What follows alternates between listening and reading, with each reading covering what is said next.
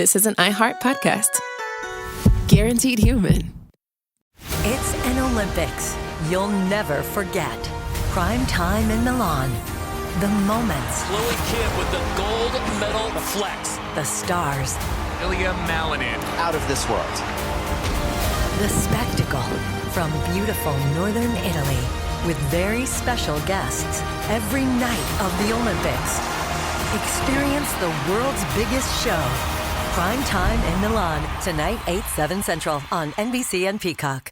The big game commercials are basically must-see TV. This year, Elf Cosmetics went all out with an absurdly funny telenovela called Melissa. It stars Melissa McCarthy, Nicholas Gonzalez, Itati Cantoral, and Elf Glow Reviver Lip Oil. The Elf Glow Reviver Lip Oil is an ultra-glossy tinted lip oil that nourishes, hydrates, and enhances your lips' natural color. Watch the full episode of their new Elf novela on soyunbaño.com. Ever wonder why so many people regain weight after stopping a GLP-1? Up to 40% of the weight lost can come from lean muscle. This weakens the body, slows metabolism, and makes it easier to put the pounds back on, creating a cycle of dependency.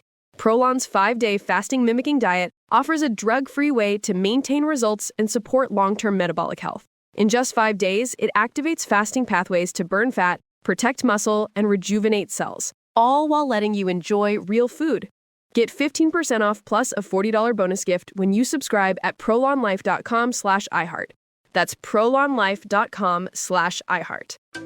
You see it instantly. It's Coldwater Creek, the mark of exceptional workmanship and signature touches inspired by a Mountain West heritage. Distinctive styles created from quality fabrics, silhouettes perfected with just the right drape, feel-good fits offering ease of movement, and thoughtful details to elevate your look. Coldwater Creek's authenticity is embodied in every piece, embracing its confident spirit that carries through to today. Discover Coldwater Creek clothing, designed to fit your life the way you want. For a wardrobe you can count on season after season, visit coldwatercreek.com.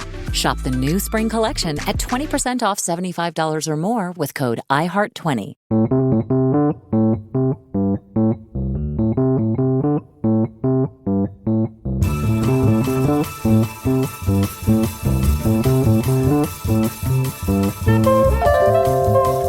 Welcome to a special bonus edition of The Middle Podcast. I'm Jeremy Hobson, and we've done a few live shows on the radio where we're getting so many great calls and great questions that we could easily go on for quite a while longer. But we can't, because the way The Middle works on the radio is we have to start at a specific time, we have to take breaks at a specific time, we have to end at a specific time, because the show is on over 420 public radio stations, and that's just the way it works. So we did a show a couple weeks ago that was one of those occasions. It was about artificial intelligence, which is becoming a bigger and bigger part of our lives every day, whether we like it or not. And we were asking for your questions about AI with two guests, one of whom is here to answer some more. I'm delighted to welcome back to this podcast extra episode of The Middle, Vilas Dhar, president of the Patrick J. McGovern Foundation, which is trying to make sure that AI is being used for good. Vilas, welcome back. Thank you so much for joining us. Jeremy, thanks for having me. This is so much fun.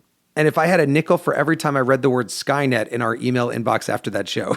But anyway, there were a lot of people with a lot of questions and comments. So first of all, before we get into the extra questions that people had, did anything surprise you about what our listeners were asking?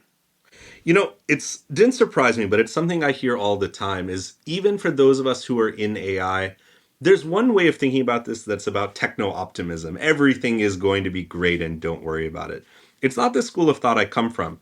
But sometimes I reflect on how much public fear and concern there is about these technologies. Some of it's tied to what AI is and will be, and some of it isn't, Jeremy. Some of it is just a lot of public narrative about all the things we should fear.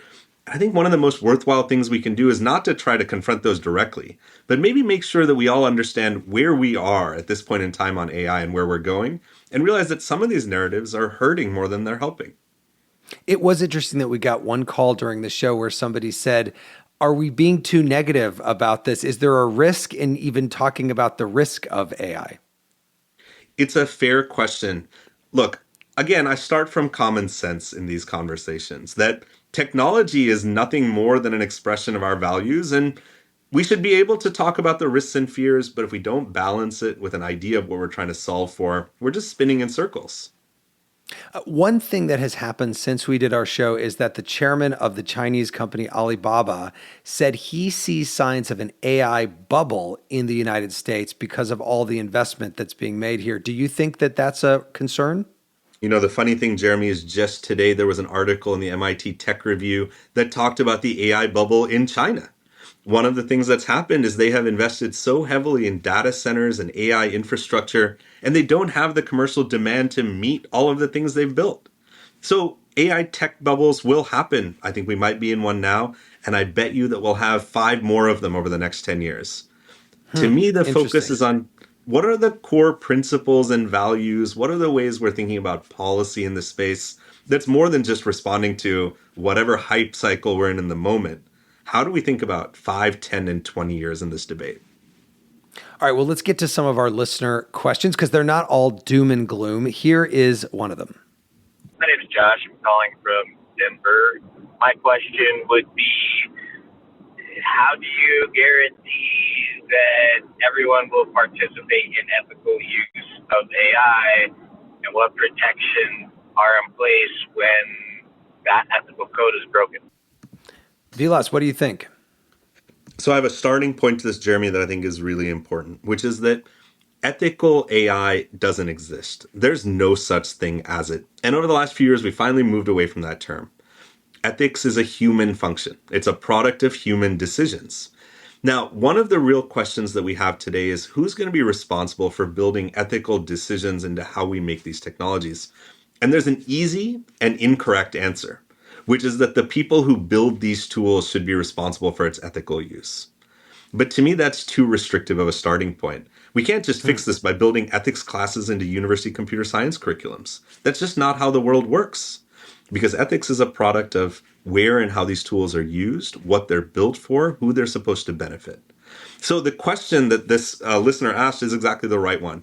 How do we make sure that ethics is something that we hold as a society? And that means a few different things. It's certainly the technologists who will build it. They have an integral role. But it's also policymakers, and it's consumers, and it's creators who build content that has nothing to do with AI, but is being used in these platforms, writers and artists and authors. And what we need to build, Jeremy, that we don't have today is a convening space that lets all these people come together and actually say, what's our shared vision of what ethical use of AI looks like? And we need to build that fast. We're seeing the seeds of it now. How does that kind of a thing get built? Who builds it?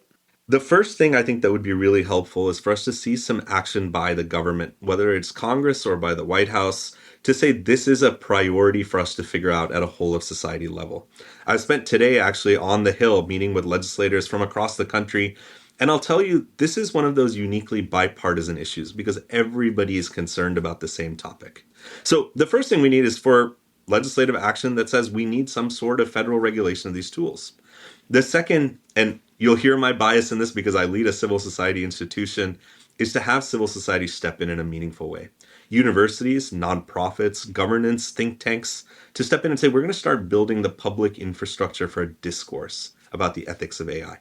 I spend a lot of my time, very unusually for a philanthropic CEO, in small towns and communities across America, asking people what they're concerned about. And when we open up space for those discussions, I learn just as much in those conversations as I do out in Silicon Valley talking to somebody who's building a tool. We need to take that and lift it up. And some of the places where I'm seeing it happen are great op-eds, are great creators in public culture, people like Fran Drescher, you might remember, the nanny, who came out to lead a public conversation about the use of screenwriting and IP and how AI will intersect with how we make movies. Artists and musicians who are using it. We need to make sure that there's a pattern of these kinds of questions being asked in the public sphere. Well, that's why we do this show, so that we can let everybody into that conversation. Let's get to another comment. This came in online at listentothemiddle.com. Sylvie in Atlanta, Georgia writes, AI uses a tremendous amount of water. Will AI ever realize it is competing with humans for water, and what will it do? You know, we heard, Vilas, during the show about some of the environmental consequences of AI, but what about this question from Sylvie? I love the question, and I love the way it's framed. Will AI ever realize that it's competing with us?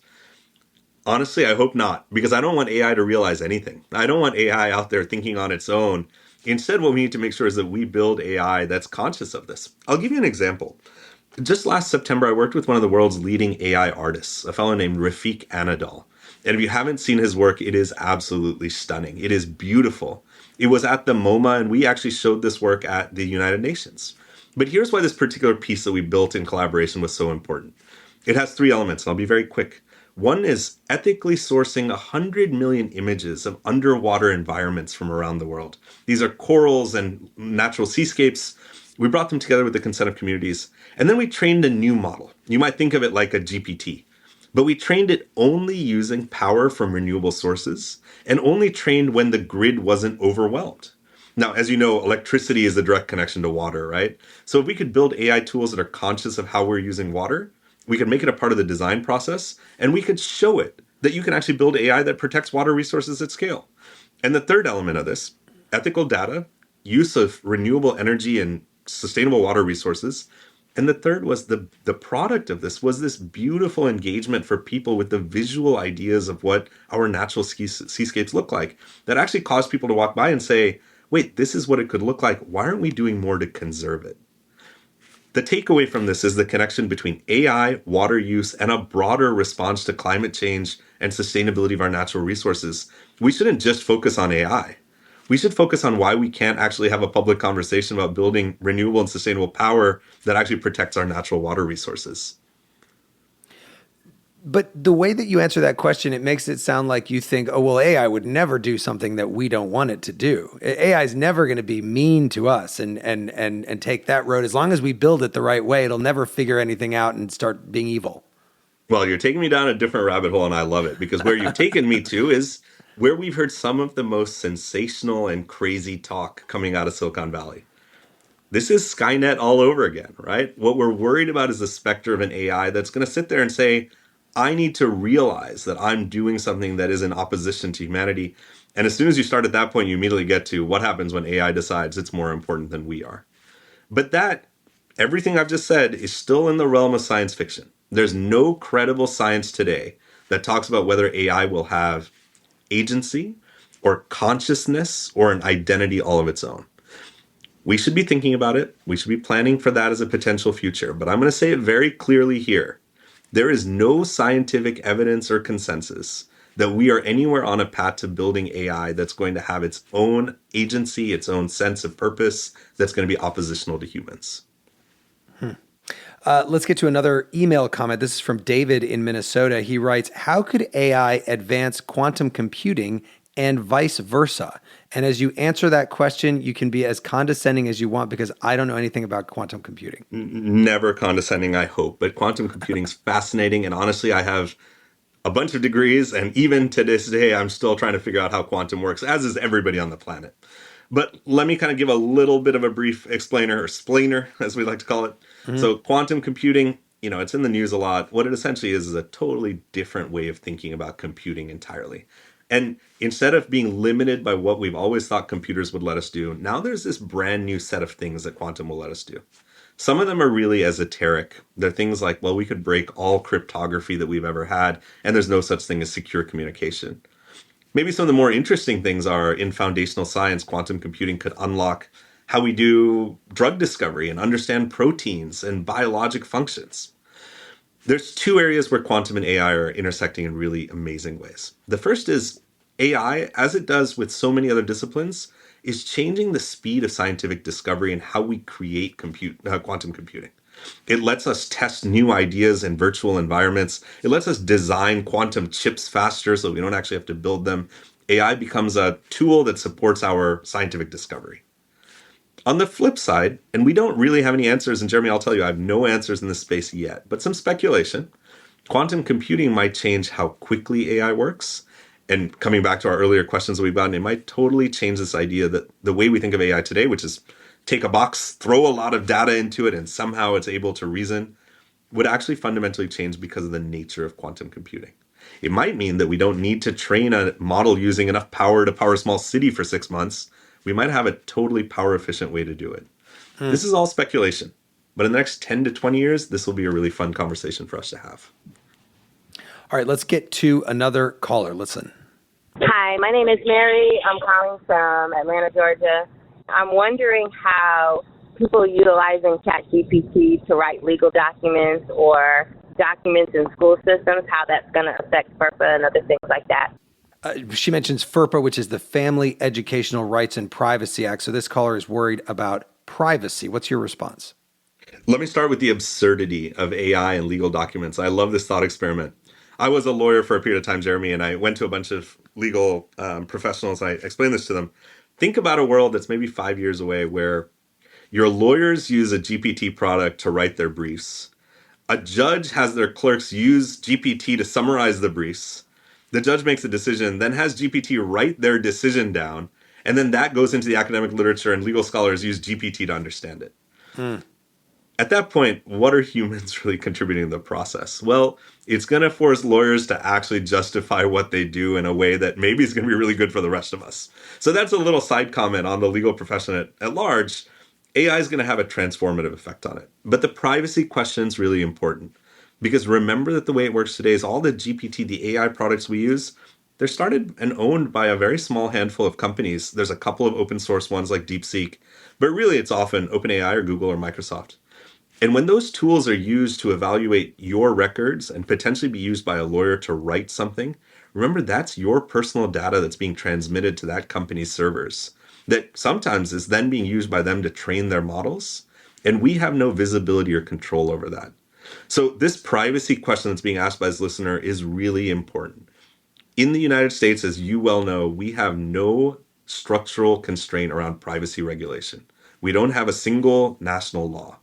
And that's going to be one of the most important things that has to happen in the next 5 years is a way for us to be able to tangle with these questions. If my private data is going to an AI system, what are my rights to privacy? And how do we keep companies from using that material data information for their own good? For now, there's not a good answer. And I hate to say it. And which is why if you're contracting a lawyer, you need to be very careful to tell them exactly how you're willing to let them use AI on your data. Yeah, I have to say I'm not mad about it because it gets me through the airport faster, but it is kind of amazing that I don't know what I signed, but now I just look into a camera. I don't even give the TSA agent my ID and all of a sudden I'm through and it's like, oh, okay, I guess we're done with that level of privacy. You've got my eyes now, you've figured out how I look and you're willing to trust that just to let me through security. Look, I travel all the time and I'm with you. And this is the real challenge that our listeners need to pay attention to. For the last 30 years, this has happened to us over and over again. We get a terms and conditions, we click I accept, we rarely read it. And in that moment, we are giving up some of our privacy rights and we get some value back for it. It's been easy when that was in order to go online and read a news article or on a dating site. But when it gets to really fundamental information like our biometrics, our digital identity, now is the time for all of us to wake up and say, hey, wait a minute, I don't want to do that passive consent anymore. I want to actually know how you're going to use my data. And again, it comes back to the baseline. We got to call our legislators and tell them what we care about and tell them that we want privacy regulation. I'm speaking with Vilas Dhar, who's the president of the Patrick J. McGovern Foundation, and you're listening to a special edition of The Middle Podcast. We will be right back.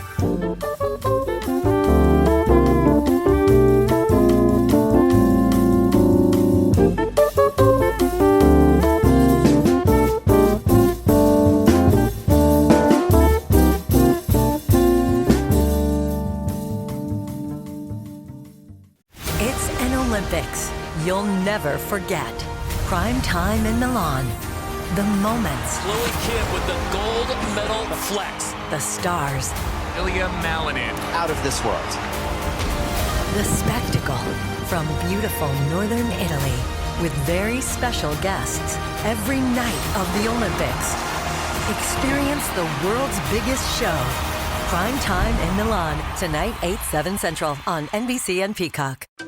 You see it instantly. It's Coldwater Creek, the mark of exceptional workmanship and signature touches inspired by a Mountain West heritage. Distinctive styles created from quality fabrics, silhouettes perfected with just the right drape, feel-good fits offering ease of movement, and thoughtful details to elevate your look. Coldwater Creek's authenticity is embodied in every piece, embracing its confident spirit that carries through to today. Discover Coldwater Creek clothing, designed to fit your life the way you want. For a wardrobe you can count on season after season, visit coldwatercreek.com. Shop the new spring collection at 20% off $75 or more with code IHEART20. Welcome to the A Building. I'm Hans Charles. I'm Menelik Lumumba. It's 1969. Malcolm X and Martin Luther King Jr. had both been assassinated, and Black America was at a breaking point. Rioting and protests broke out on an unprecedented scale. In Atlanta, Georgia, at Martin's alma mater, Morehouse College, the students had their own protest. It featured two prominent figures in Black history, Martin Luther King Sr. and a young student, Samuel L. Jackson. To be in what we really thought was a revolution. I mean, people were dying. 1968, the murder of Dr. King, which traumatized everyone. The FBI had a role in the murder of a Black Panther leader in Chicago. This story is about protest. It echoes in today's world far more than it should, and it will blow your mind. Listen to the A Building on the iHeartRadio app, Apple Podcasts, or wherever you get your podcasts. This is Ryder Strong, and I have a new podcast called The Red Weather. It was many and many a year ago in a kingdom by the sea.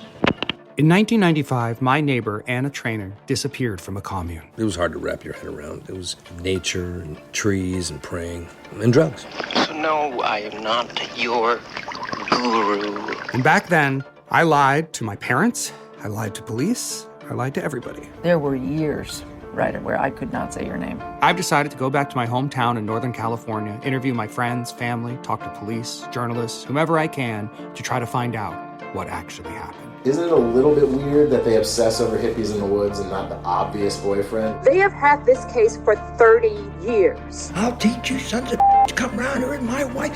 Boom, boom. This is The Red Weather. Listen to The Red Weather on the iHeartRadio app, Apple Podcasts, or wherever you get your podcasts. This is The Middle. I'm Jeremy Hobson. I am talking with Patrick J. McGovern Foundation President Vilas Dhar on this podcast extra episode to answer more of your questions about artificial intelligence. And let's get to another voicemail. Hi, my name is Jay Martin, calling from Mount Pulaski, Illinois.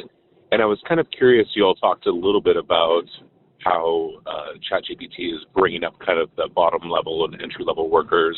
It's not exactly screwing over the middle class, but the average worker might be having a more difficult time.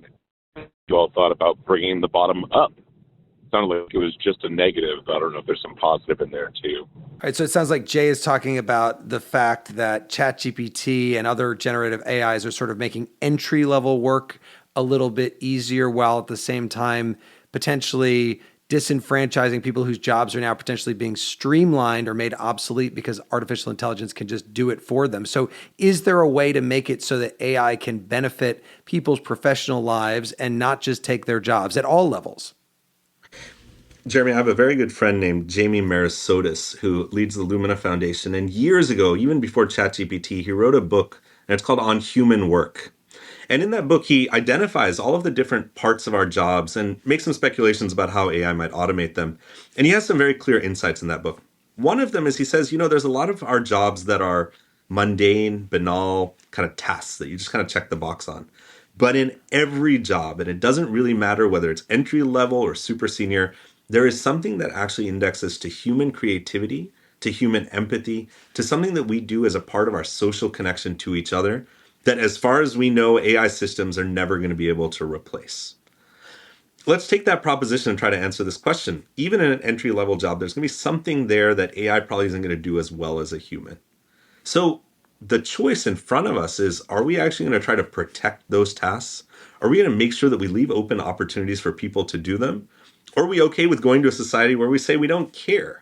There's a great meme going around lately of somebody pulling up to a fast food restaurant and there's an AI order taker at the drive-thru and they just kind of mess with it a little bit. And you know what happens is it might be funny for the first order, but at some point you realize that our lives are made up of hundreds of social connection points we have with people. Sometimes they're deeply frustrating or annoying, like when you call the customer service at your cable company. But we're social creatures and a lot of what we do is engage in that way. So I think the answer is, can we actually find ways that even in those entry-level roles, those first jobs, we're prioritizing human work? And we're training people to do those things so effectively that maybe it actually makes the world a better place, a more fun, enjoyable, happier place for all of us. But if I just think about that, an example of that, let's think about, a job that has definitely been replaced in many areas by machines, which is the checkout at the supermarket. What is the entry-level workers' contribution that they can make? I mean, they are faster. If I go and ring up everything myself, I'm not going to move as fast as the person who knows that the, heirloom tomatoes are this code and they'll move quickly. But what is the other benefit of that kind of, can you see a human element that is better than the machine in that way? But this is the perfect example of a question of just because we could doesn't mean we should. I've been in those stores from one of the big tech companies where it's you walk in and you wave a credit card and there's not a human to be seen and you walk out. Right. And it's novel and fun, Jeremy. And look, I like technical things. I'm like, this is great. But if you gave me my choice, I don't really want to go to that store. I want to go and see somebody and say, how's your day going? Right? And have a chat about the weather. This is the point, is a lot of these tech tools are going to give you more productivity and efficiency. They're going to drive profit margins for big employers. But when did you and I get to make a choice and say, you know what, we're happy with the fact that you got rid of all the tellers at the line. I actually like talking to the tellers in the line. I'd rather go to the store and talk to them. The inertia of the moment is that all of this is going to get automated and we're all going to have to go along with it. But I don't believe that. Like, I believe in political power of people coming together and saying we want to advocate for a different choice. Mm-hmm. There's going to come a time pretty shortly when it's not just your teller, it's your nurse, it's your pharmacist, it's everybody who provides service in your life. And at some point, people have to stand up and say, just because we can doesn't mean that's what we want. Let's get to another email comment. This is a very interesting one from Fred in Pennsylvania. He says, are you concerned in an ethical sense, not for the rights of a human being, but that inalienable rights aren't being offered to what is being billed as an autonomous being? Do you think the same abuses levied upon humans by corporations historically will be more prevalent, if not easier to inflict, due to a lack of oversight into the rights of AI itself? I'm going to give you a controversial answer, Jeremy. I've done a few things in my life, and you shared some of this. I was a human rights lawyer for a period of time. I think it's pretty easy for me to say to you non-controversially that human rights are human rights. And that's not even AI. Let's just stop it at humans and not talk about corporations as having human rights either. We are down a weird and winding path at the moment. But I don't care what we build, as autonomous as they might be, human rights are human rights. And that's where we should stop the conversation. If we're going to build tools that somehow are intended to increase human welfare, then that should be a part of the conversation, is that the things we create are intended to help us. Now, I may regret this when our robot overlords come knocking in 50 years.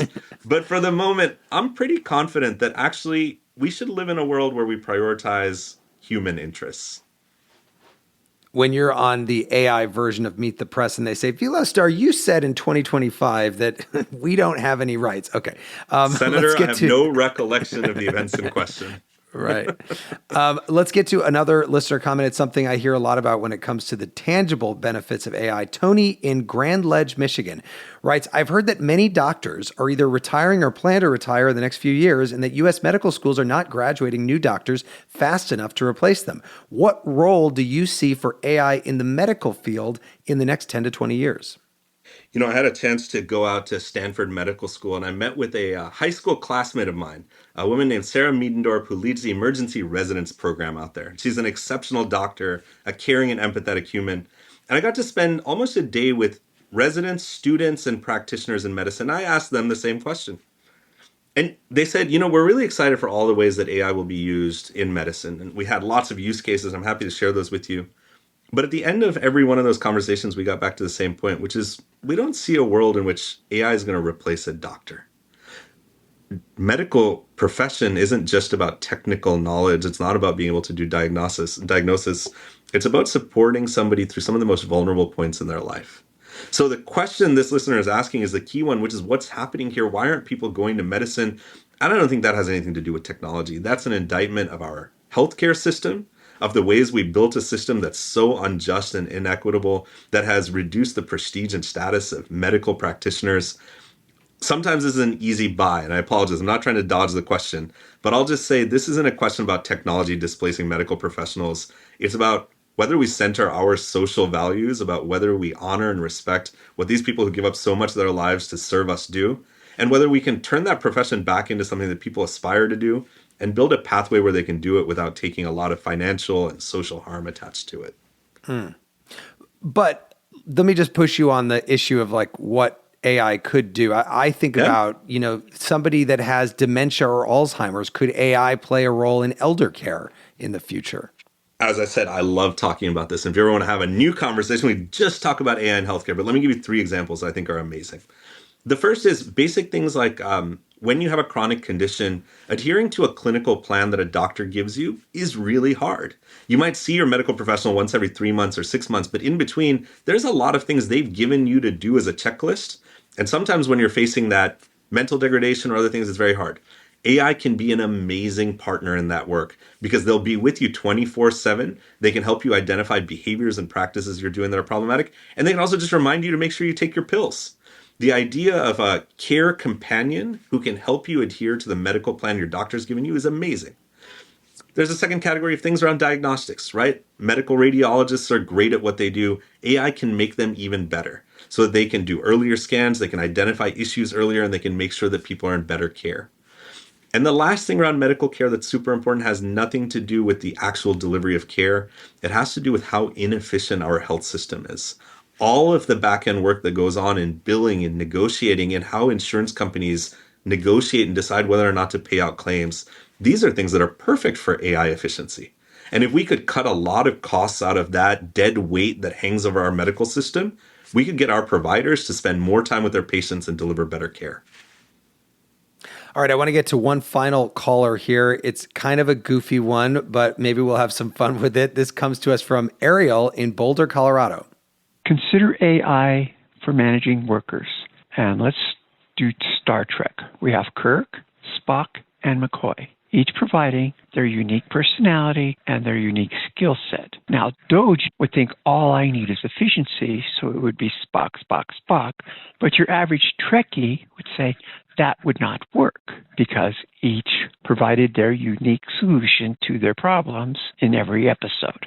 So AI may be biased towards something according to the person who's managing it and therefore would fail.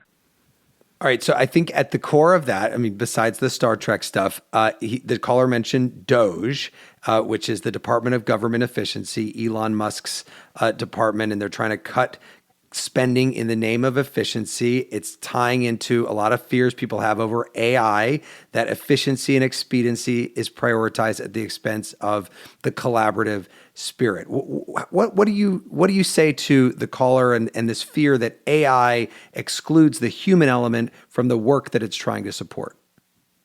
I don't know why you're not letting me talk about Star Trek, Jeremy. I just want to spend a few minutes on that. You can do that too if you want to. Go for it. No. But let's answer the important question that you've asked. There's a lot of metaphors out there that people want to use about AI. Some people want to call it a lens or a mirror or all kinds of things. And I think they're all evocative that at the end of the day, and this is the core conceit of AI, what AI becomes is what we build it to become. There is no special supercomputer out there that's trying to make AI into an evil genius or a villain or even our best friend. It's people who are making decisions about what AI will look like. And so I think I said to you when we had our first conversation, I often think of AI as a Trojan horse. We can get a lot of people to talk about AI because it's in the hype cycle and people want to talk about AI. But for me, every conversation about AI starts with speculation, it goes to technology, and then it ends up with what are the decisions we are making as people and as a society about what these tools will do for us. It's going to force us to have some really hard conversations. If AI allows us perfect access to healthcare, are we okay with a world where some people have it and some don't because of a political decision? If it's going to displace workers, are we okay with the fact that it's going to remove that teller from the store line that you and I talked about? Or are we going to say we value human experience? And in the workplace, are we going to be okay with companies saying our profit bottom line says that we're going to solve for efficiency over empathy and care? Well, I think absolutely not. AI is going to force us to have a real hard conversation about the society we built and whether we're happy with it and what kind of society and norms, values, and principles we want to have guide it. And it's our choice to make. This is the hardest part of the argument because it feels so abstract, but this is the most important takeaway from this conversation. None of this is going to happen without us stepping forward and saying, we want a certain kind of future. And as a community and a society, we're going to come together to shape it. Or the alternative is we don't do that and we just go along with what the tech companies do. That's the choice in front of us. It's a moral choice, not a technological one. We have the power, you're saying. We have the power if we choose to use it. I have one more question for you, just a personal question about this. And the way that I'm mainly using AI directly is through things like ChatGPT. And I wonder, is it learning from what I'm telling it? Or is it just learning from what I'm telling it in regards to what it's doing for me? Like, does it take the information I give it and use it more broadly than that or not? It's a really good question. I'll give you a non-technical answer, which is it's always learning, but it's learning in a more abstract form. So if you tell it something about yourself, it's probably not going to take your personal information right away and put it into its corpus. But if 10 people ask a similar kind of question, it's going to learn that that's a question that's important. And when you tell it an answer is good or not, it's going to remember that as well. But it takes and aggregates its interactions with several billion people into the central model, and then it plays it back to us. Well, thank you so much, Vilas Dhar, for joining us and answering these listeners' questions. Vilas Dhar, the Patrick J. McGovern Foundation president. Really appreciate it. Jeremy, this has been such a pleasure and so great to hear from people across the country who are curious and committed about these issues. Absolutely. And thanks to you for listening.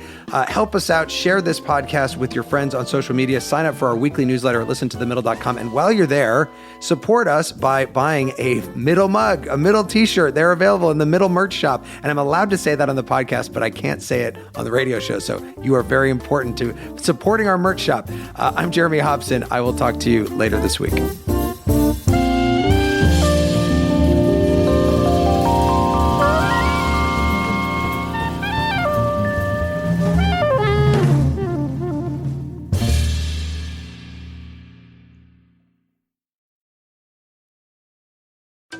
You see it instantly. It's Coldwater Creek, the mark of exceptional workmanship and signature touches inspired by a Mountain West heritage. Distinctive styles created from quality fabrics, silhouettes perfected with just the right drape, feel-good fits offering ease of movement, and thoughtful details to elevate your look. Coldwater Creek's authenticity is embodied in every piece, embracing its confident spirit that carries through to today. Discover Coldwater Creek clothing, designed to fit your life the way you want. For a wardrobe you can count on season after season, visit coldwatercreek.com.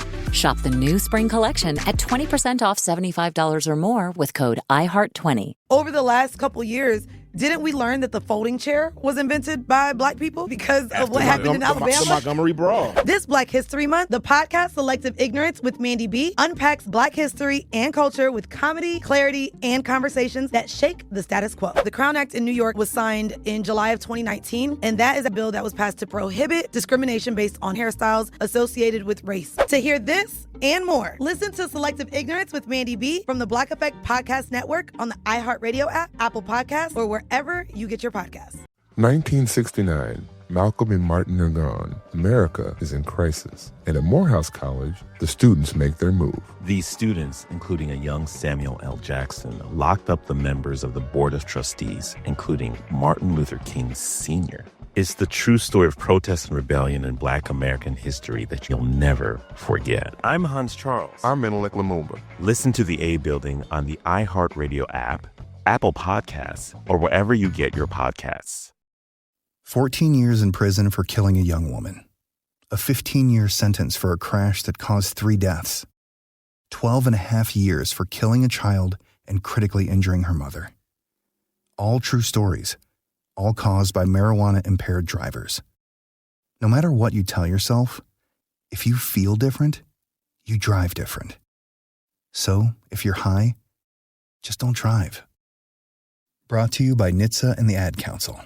This is an iHeart podcast. Guaranteed Human.